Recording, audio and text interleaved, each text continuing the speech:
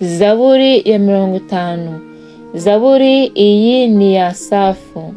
Imana y'imbaraga nyinshi, Imana rurema, Uwiteka iravuze, ihamagaye isi uhereye aho izuba rirasira ukageza aho rirengera. Kuri Siyoni aho ubwiza butagira inenge, niho Imana irabagiraniye. Imana yacu izaza ye guceceka, imbere yayo umuriro uzakongora, umuyaga w'ishuheri uzayigota. Izahamagara ijuru ryo hejuru n'isi nayo kugira ngo icire ubwoko bwayo urubanza. Iti, munteranirizeho abakunzi banjye, basezeranishe nanjye isezerano ibitambo. Ijuru rizavuga gukiranuka kwayo, kuko Imana ubwayo ari yo mucamanza. Bwoko bwanjye nimwumve, nanjye ndavuga, wa bwoko bw'Abisirayeli we ndaguhamiriza, ni jye Mana, Imana yawe. Sinkugayira ibitambo byawe, ibitambo byawe byokeje biri imbere yanjye iteka.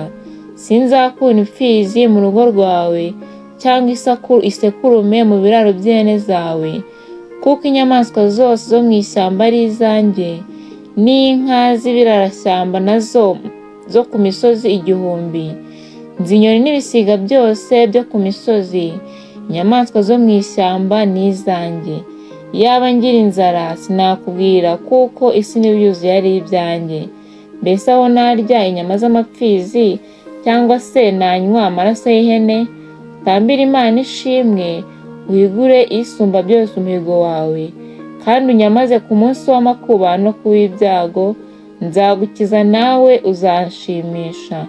Ariko umunyabyaha Imana iramubaza iti, wiruhiriza iki kuvuga amategeko yanjye, ugashyira isezerano ryanjye mu kanwa kawe? Ubwo uri inyangaguhanwa, ukirenza amagambo yanjye, uko ubonye umujura wishimira kubana nawe, kandi ufatanya n'abasambanyi.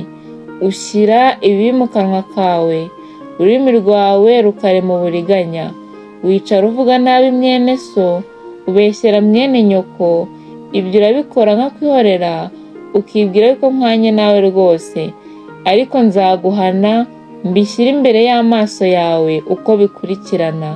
Nuko mwabibagirwa Imana mwe, mutekereze ibi kugira ngo ne kubashishimura, hakabura ubakiza. Untambira ishimwe wese aba anyubahiriza, kandi utunganya ingeso ze nzamwereka agakiza k'Imana. Haleluya.